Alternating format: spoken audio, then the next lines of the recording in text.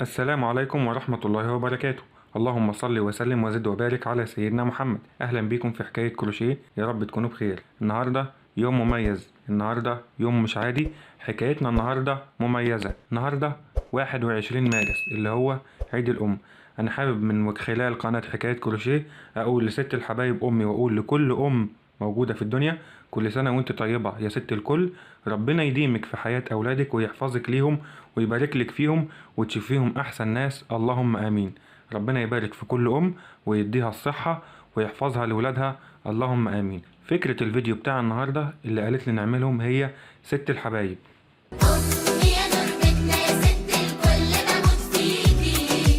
يا ترى ست الحبايب عايزة تقول إيه؟ تعالوا نشوف مع ست الحبايب. بسم الله. قبل ما نقول نصلي على الرسول صلى الله عليه وسلم، على حبيبنا وشفيعنا رسول الله صلى الله عليه وسلم. اللهم صل وسلم وزد وبارك عليه. السلام عليكم ورحمة الله. أهلا بحبايبي وحبايب قلبي، وحشتوني. يا رب تكونوا بخير. عاملين ايه؟ النهاردة طبعا هنتكلم عن الأم، والأم مش أي حاجة، دي الأم حياة وفرحة. ومش بس عيد الأم هو اللي عيد، وجود الأم في حياتك أو في حياتك هي العيد. أي حد أمه موجودة يجري عليها دلوقتي ويبوس إيديها ورجليها. بجد يا جماعة، وجود الأم في حياتك أفضل نعمة ربنا ممكن يكون مديها لك. الأم يعني حياتك. أنت أول ما بتدخل البيت أول حاجة بتسأل عليها هي ماما فين؟ ماما فين يا جماعة؟ موجودة ولا خرجت ولا راحت حتة؟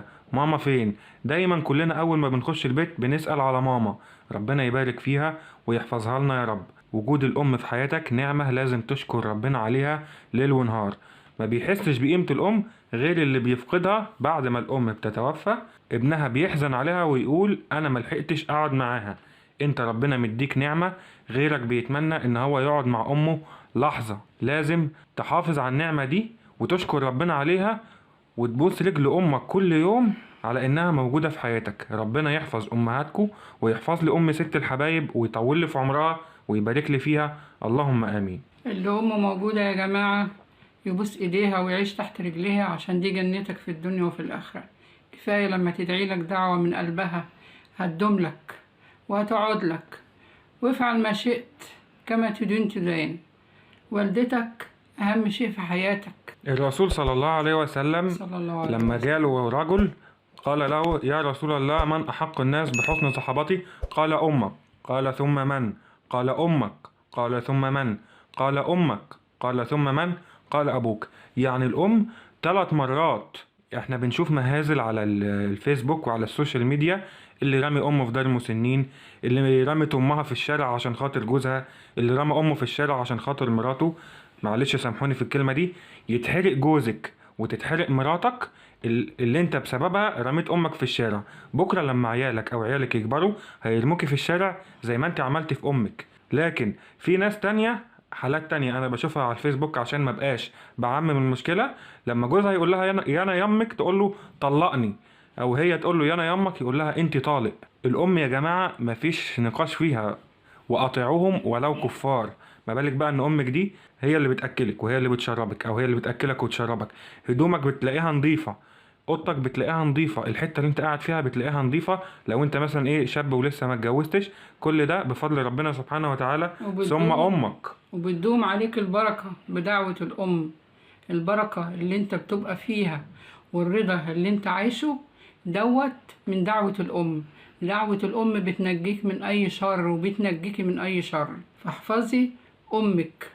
أمك دي حطيها في عينيكي، عشان انت بكرة هتبقى أم وهيبقى لك ولاد. اللي هتعمليه مع والدتك هيتعامل فيكي. فاحفظي والدتك وحطيها في عينيكي وبوسي ايديها وارضيها على قد ما تقدري، عشان ربنا يكرمك في الدنيا وفي الآخرة. وبقول لكل واحدة فقدت والدتها رحمة الله عليها، واللي والدتها موجودة تحافظ عليها وتحطها في عينيها. الأم يا جماعة مفيش بديل غير الأم. وكل شاب وكل شابة ربنا يرضى عليها دنيا وآخرة بدعوة الأم، وربنا هيبارك لك في حياتك وفي صحتك. والدتك او والدتك موجوده تحمد ربنا وتبوس ايدك وش وظهر، ربنا يحفظها لك ويبارك لك فيها.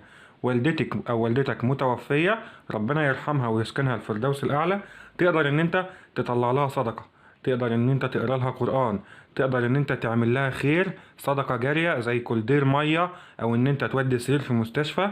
كل ده هتبقى حسنات جارية ليك وليها. وده افضل بر في الدنيا ان انت تعمله لامك لما ربنا يتوفاها، لو كانت متوفية. ولو هي عايشة تقدر انك تساعدها بايه؟ انك تريحها، ما تزعلهاش، ما تغضبهاش، تبوس ايديها اللي هي عايزاه تعمله لها.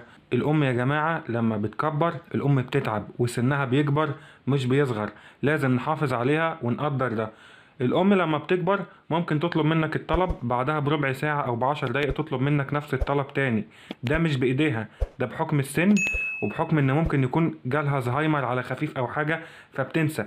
احنا كشباب دلوقتي يا جماعة بننسى، فما بالكم بامهاتنا، ربنا يحفظهم ويبارك فيهم يا رب. يعني ما ينفعش ان امك مثلا تطلب منك حاجة وبعد ربع ساعة، يعني مثلا قالت لك ايه هات لي كوباية مية، جبت لها مية وشربت، بعد ربع ساعة طلبت منك مية تاني، قوم هات لها مية تاني حتى لو ما شربتش. هي مش بايديها، هي نسيت انها شربت.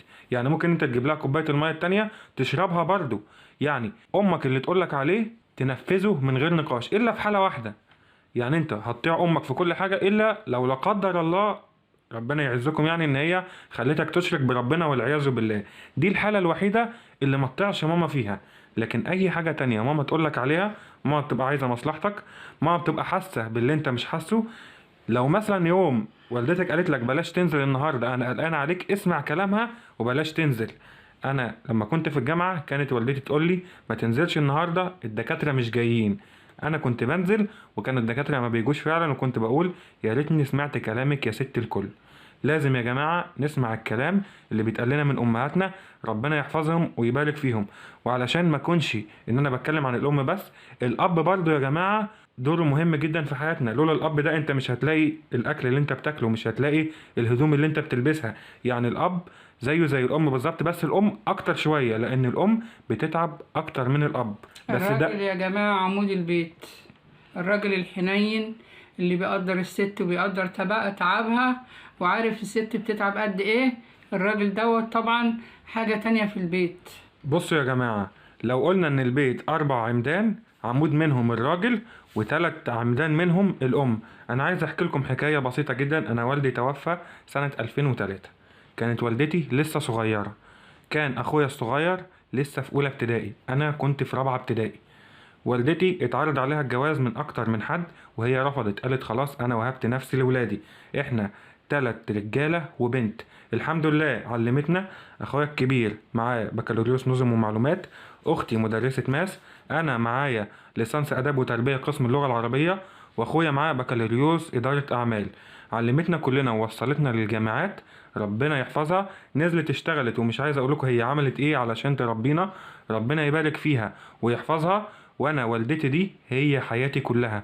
انا عايش في حياتي علشان امي، مش عايش علشان حد تاني. حبيبي ربنا يحفظها لي ويبارك لي فيها يا رب. ربنا يبارك فيك ربنا يبارك لي فيكي يا ست الحبايب ويحفظك ليا ويقدرني على رد جمايلك لي عليا ويرضى يا رب. عليك يا حبيبي يا رب. وربنا كرمني والله الحمد لله. ربنا كريم يا جماعة، اللي مع ربنا بيمشي على المية. خليكوا مع الله، ما تسمعوش كلام حد، قول يا رب. وربنا كريم بيسترها مع الغلبان. ربنا كده يحفظكوا ويحفظ ولادكوا. وفي اخر الفيديو يا جماعة في كلمتين والدتي عايزة تقولهم. ده كان الفيديو بتاعنا النهاردة. طبعا اللي ما اشتركش في القناة يشترك ويفعل الجرس ويختار الكل علشان اي فيديو جديد ينزل يجيلكم اشعار بيه. وارجوكم يا جماعة شيروا الفيديو ده للناس اللي عندها مشاكل مع امهاتها. امك دلوقتي او امك دلوقتي موجودة في الدنيا، ما تعرفش بعد لحظة هتكون فين. هتيجي في يوم تحتاج لها، مهما كبرنا بنحتاج لها. انا والدتي متوفية بقالها كام سنة؟ بقالها متوفية من 2016، يعني داخلة في 5 سنين دلوقتي. لو قلتلكوا ان انا محتاجة لها جدا ومحتاجة حضن منها بجد بالامانة. الام يا جماعة، الام كل شيء في الحياة. وعاوزة اقول لامي وحشتيني، وحشتيني جدا. وبقول لها وحشاني يما، والقلب دايب مشتاق لضمه. وحشاني كلك، وانا عايزة اقولك عيني وقلبي هدية ليكي، وردك وفلك. وحشاني يما. رحمة الله عليك يا حبيبتي. ربنا يجعل مسواك الجنة ويغفر لك ويسامحك. ادعوا لها بالله عليكم، عشان والدتي تعبت كتير جدا، قعدت قاعدة 5 سنين. الله يرحمك يا أمي. ده كان الفيديو بتاعنا النهاردة. يا رب تكون رسالتنا عجبتكم، ويا رب اللي زعلان من أمه يجري ويبوس إيديها دلوقتي ويصالحها مهما كانت بتعمل. ويا رب يكون الفيديو عجبكم. لو عجبكم الفيديو اعملوا له لايك وشيروه على أوسع نطاق عشان الناس تشوفه. وده كان الفيديو بتاعنا النهاردة، والسلام عليكم ورحمة الله وبركاته، ونشوفكم في فيديو جديد. السلام عليكم ورحمة الله وبركاته.